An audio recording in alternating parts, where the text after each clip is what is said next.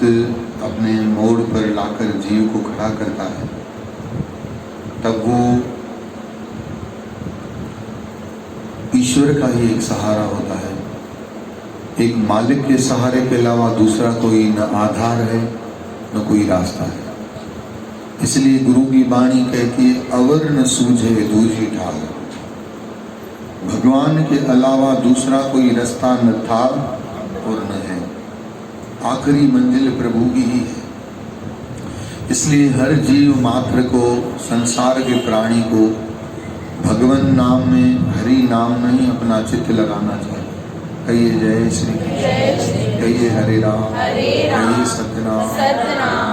गुरु की प्यारी सार संगत, ये जो हम धर्म का काम करते हैं, हरि कीर्तन, नाम सिमरन, कथा, दान, पुण्य, संतों के पास जाना, मंदिरों में जाना, कहीं न कहीं ये अंदर की बड़ी ताकत देते हैं। जब मन टूटता है, आप और हम कभी अगर रास्ते पे गिर जाएंगे ना, तो हजारों जने आ जाएंगे उठाने के लिए, संभालिए खुद को, अस्पताल पहुंचाने के लिए आ जाएंगे, अस्पताल में संभालने के लिए आ जाएंगे, नर्सें आ जाएंगी, डॉक्टर आ जाएंगे, वार्ड बॉय आ जाएंगे। पर जब मन टूटता है ना भाई साहब, कोई संभालने के लिए आता नहीं, कोई भी नहीं आता। उस वक्त प्रभु परमात्मा बसाता है। वो भी तब आता है जब उसको सच्चे दिल से कोई पुकार करे। जब कोई नहीं आता,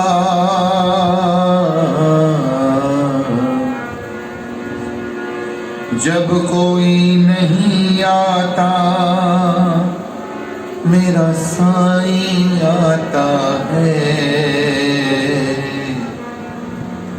मेरे दुख के दिनों में वो बड़ा काम आता है। मेरे दुख के दिनों में वो बड़ा काम आता है। जब कोई नहीं आता, जब कोई नहीं आता, मेरा प्रभु आता है, मेरा हरि आता है। मेरे दुख के दिनों में वो बड़ा काम आता है। बोलो ना, मेरे दुख के दिनों में वो बड़ा काम आता है। मेरी नाव चलती है, पतवार नहीं दिखती। मेरी नाव चलती है, पतवार नहीं दिखती। किसी और की मुझको फिर दरकार नहीं होती। किसी और की मुझको फिर दरकार नहीं होती। वो बिन बोले सब कुछ ही, वो बिन बोले सब कुछ ही, वो बिन बोले सब कुछ ही, वो बिन बोले सब कुछ ही पहचान जाता है, पहचान जाता है। मेरे दुख के दिनों में वो बड़ा काम आता है। मेरे दुख के दिनों में वो बड़ा काम आता है। जब कोई नहीं आता, मेरा साईं आता है, मेरा साईं आता है। मेरे दुख के दिनों में वो बड़ा काम आता है। मेरे दुख के दिनों में वो बड़ा काम आता है। प्रभु के अलावा कोई और काम आएगा ही नहीं, क्योंकि जिसकी जितनी समर्थता होगी वो वहां तक मदद करेगा ना। और भगवान की समर्थता कहाँ नहीं है बता?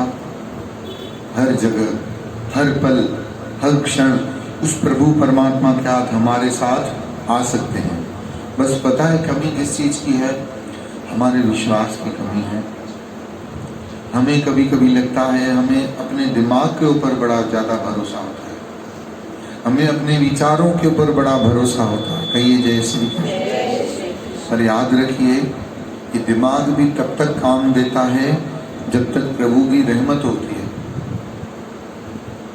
बड़े पहले बुजुर्ग बोलते थे घर में रब रुसे मत खसे।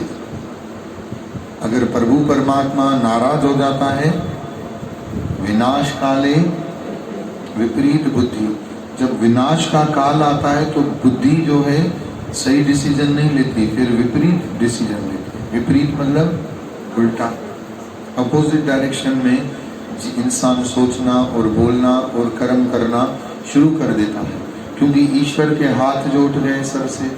कहिए जय श्री कृष्ण। इसलिए हमेशा मालिक से और कुछ नहीं मांगना चाहिए। पता है भगवान से मांगो सुमति। क्या मांगो? अरदास करता हूं तो मैं बोलते हैं ना, क्या बोलते हैं? सुमत दान वे साहदान। प्रभु एक तो सुमति दान दो, दूसरा विश्वास का दान दो कि आपके चरणों से कभी विश्वास न टूटे, चाहे कैसी भी परिस्थिति आ जाए। याद रखिए प्रतिकूल परिस्थिति आएगी तो मन तो डगमगाएगा ना। हम इतने पक्के तो अभी नहीं है, बचपन से भक्ति ही नहीं है। ये यहाँ पर हम इसलिए दिख रहे हैं कि पिछले जन्म के कोई कर्म है जो बीज अंकुरित हो गए, जो हम यहाँ पर दिख रहे हैं। कभी कभी आप देखते हो कि कोई कन्या करोड़पति के बेटे को पसंद आ गई, अब वो गरीब घर की कन्या है। अब लड़का बोलता है नहीं मैं विवाह करूंगा तो इसी से ही करूंगा, तो घर के सारे मेंबर्स अपोजिट हैं कि ये कैसे गरीब लोग हैं, हमारी लेवल का इनकी लेवल का, खुद को देखो इनको देखो। तब वो बड़ों को जब विवाह हो जाता है तो बड़े लोग बोलते हैं कि देखो घर में पांव रखते से ही अरब खरबपति बन गई। कहिए हरे राम। पांव रखते से ही अरब खरबपति बन गई। अब भले इस जन्म में उसने ऐसी कमाई नहीं की, पर अब वो करोड़पति अरबपति घर में आई है तो पक्का ही पूर्वले जन्म में उसने कुछ न कुछ कमाई कर रखी है, जिसके कारण उस नसीब से वो है। कहिए हरे राम, है ना। कभी कभी कोई पैसे वाले शाहूकार जिनको औलाद नहीं होता है तो बच्चे को वो गोद लेते हैं, है ना, कि हमें पालना है। देखो कितनी बड़ी बात है। उनको ऐसा लगता है कि ब्रह्म के स्वरूप को हम पालें, कोई हमें मम्मी बोलने वाला हो, कोई हमें पापा बोलने वाला हो। ऐसे भी परिवार हैं, और कई परिवार तो ऐसे हैं जिनके ऊपर भगवान की दया है, सब रास्ते भगवान ने खोल रखे हैं, पर वो बोलते हैं हम औलाद नहीं करेंगे। देखें आपने से हैं आपके टच में, हमारे तो बहुत सारे टच में हैं।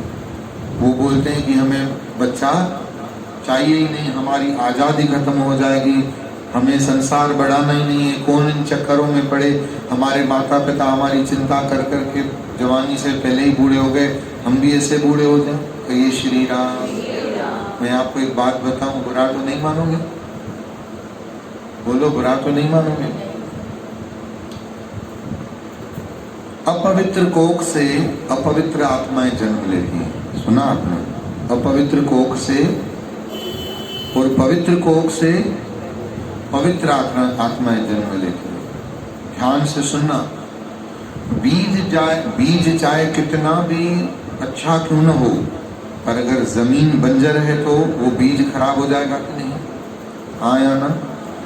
चाहे पिता कितना भी पावरफुल हो, पैसे वाला हो, धनाढ़ हो, या उसका जस वर्चस्व संसार में ज्यादा हो, अगर माँ की कोख पवित्र नहीं होगी ना तो पवित्र आत्माएं जन्म नहीं लेंगी। बीज चाहे कैसा भी हो, पर जमीन बहुत अच्छी है तो, मिट्टी बहुत अच्छी है तो, शास्त्रों में पता है माँ की कोख को माटी कहा है। कहिए जय श्री कृष्ण। उन्होंने माँ की कोख को माटी की उपाधि दी है। पिता के द्वारा जो अंश माता की कोख में स्खलित होता है उसको बीज कहा गया, और माता की कोख को धरती की जमीन की संज्ञा दी। कहा अगर वो मिट्टी अच्छी है ना तो वहां पे आत्मा पवित्र जन्म जरूर लेगी। जैसे आपने सुना है ना हरणाकश तो राक्षस था, विष्णु भगवान का दुश्मन था, पर पता है भक्त प्रहलाद की जो माँ थी कयादु वो बड़ी पवित्र आत्मा थी। तो राक्षस का बीज गया कोख में तो भी उधर से पैदा भक्त हुआ। कहिए हरे राम। कितनी बड़ी बात है। कोख के ऊपर बहुत बड़ा फर्क होता है। तो पवित्र आत्माएं पवित्र कोख से जन्म लेती हैं और अपवित्र आत्माएं अपवित्र कोख से जन्म लेती हैं। और कुछ कुछ आत्माएं जन्म ही नहीं लेती है, अपवित्र भी। वो सोचती हैं हमको तो इसके गर्भ से जन्म ही नहीं लेना, क्योंकि ये अपवित्र आत्मा के भी इसकी कोख लायक नहीं है। इसलिए प्रभु की प्यारी साथ संगत भगवान उनको बुद्धि ऐसी देता है कि ये औलाद को नहीं जन्म दें तो ज्यादा अच्छा है। कई देखो तो तरसते हैं औलाद के लिए, हाँ प्रार्थना करते हैं, और जिनके रास्ते खुले हुए हैं भगवान की तरफ से वो जन्म देना नहीं चाहते। कहिए श्री राम। कितनी अजब बात है। तो जो भगवान की कृपा है, रहमत है, बुद्धि है, वो ही आकर हमें मदद करती है। विनाश काले विपरीत बुद्धि, जब विनाश का काल आता है तो बुद्धि फिर उल्टे काम करना शुरू कर देती है। और हम आपको एक बात बताएं, अगर आप किसी पहाड़ी पर चढ़ाई पर गाड़ी चढ़ा रहे हो तो चढ़ाने में गाड़ी को दम लगता है कि नहीं लगता है, और गिराने में दम लगता है। आपको सिर्फ क्या करना है, हाथ छोड़ देना है, ब्रेक से पांव हटा देना है, हैंडल को स्टीयरिंग को छोड़ देना है, गाड़ी उल्टी चलना नीचे गिरना शुरू हो जाएगी। याद रखो अब आज के युग में तो गाड़ी उल्टी नहीं चलाई जाती। गुरु की प्यारी साथ संगत आज के समय में तो उल्टी गाड़ी धक्का देने वाले बैठे नीचे, ऐसा क्यों कर रहे हो, ऐसा करो। क्या होगा, जाने वाला तो गया, इसको श्राद्ध खिला के क्या करोगे, मुर्गी को खिला रहे हो। ऐसे कुत्ते को कभी पूछते हो, पापा का खाना कुत्ते को खिला दिया, दादी का खाना कौवा को खिला दिया, अरे जिंदा को खिलाओ।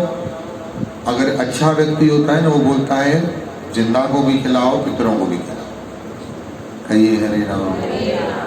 हम बोलते हैं सबको तुम एक काम किया करो, शिव पे भी दूध चढ़ाओ और गरीब को भी दो, क्या दिक्कत है, क्या नुकसान हो जाएगा। कहिए श्री राम। पर पता है जो धर्म से बिगाड़ने वाले लोग होते हैं ना, वो सिर्फ बोलते हैं कि क्या पत्थर पे दूध चढ़ा के फालतू गवा रहे हो, इससे तो गरीब को दूध पिला। वो न कभी खुद शिव पे दूध चढ़ाते हैं न कभी गरीब को पिलाते हैं। सिर्फ क्या करते हैं, धर्म पे चलने वालों को हटाते हैं, धकेलते हैं नीचे की तरफ। इसलिए याद रखो धर्मी बनने के लिए चढ़ाई पर चढ़ना पड़ता है, अधर्मी बनने के लिए कोई चढ़ाई पे चढ़ने की जरूरत नहीं है। आप बहुत जल्दी अधर्मी हो जाओगे। आप एक काम करो, सत्संग पर आना छोड़ दो, 1 साल बाद अपनी हालत फिर देखना, देखोगे कि आप इतने पीछे चले गए, इतने पीछे चले गए। ध्यान से सुनो, जब से आप सत्संग से जुड़े हो आप अपनी लाइफ स्टाइल की तरफ गौर करके देखो, आप देखोगे कि आपकी लाइफ स्टाइल अब दूसरों के लिए भी शुरू हो गई। जो बड़े बड़े धक्के लगते थे, जरा सी बात में चिढ़ लगती थी, देखोगे कि वो आपको हल्के लगना शुरू हो जाएंगे।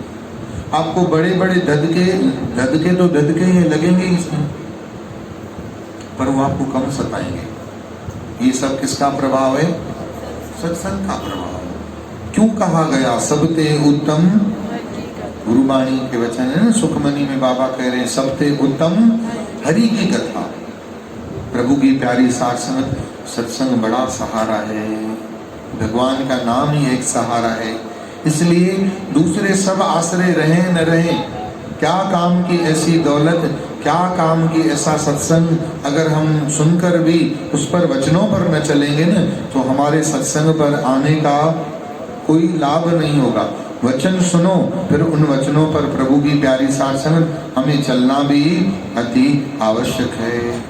इसलिए हरि की परम प्यारी सौभाग्यशाली प्यारी साथ संगत भगवान नाम को साकार करके, भगवान नाम का सहारा लेकर के हम सबको मालिक के चरणों में पल पल प्रार्थना, पल पल दुआ, पल पल अरदास मांगनी चाहिए कि हे प्रभु परमात्मा, आप हमारे सारे दोष गुनाह समाप्त करो। आप है प्रभु परमात्मा, हमारी विपदाओं को हरो। हे ईश्वर प्रभु परमात्मा, आप हम सभी का कल्याण करो। बिना प्रभु की शरण, बिना उस ईश्वर की प्रार्थना के याद रखिए हमारा कल्याण करने वाला इस पूरे ब्रह्मांड में कोई नहीं है। कहिए जय श्री कृष्ण। इसलिए उस प्रभु परमात्मा को पल पल निहारो, उस प्रभु परमात्मा को पल पल पुकारो। वो प्रभु परमात्मा ही है जो हम सबका कल्याण करने वाला है। इसलिए गुरु की प्यारी साथ संगत, आइए हम सभी मिलकर के ईश्वर से अनन्य प्रार्थना करेंगे, ईश्वर के चरणों में बैठकर बार बार अनुसरण करेंगे। आइए 1 मिनट के लिए भगवान नाम सब जप कीजिएगा। मैं भी, आप भी सब मिलकर के भगवान नाम का जप करें, चिंतन करें, स्मरण करें।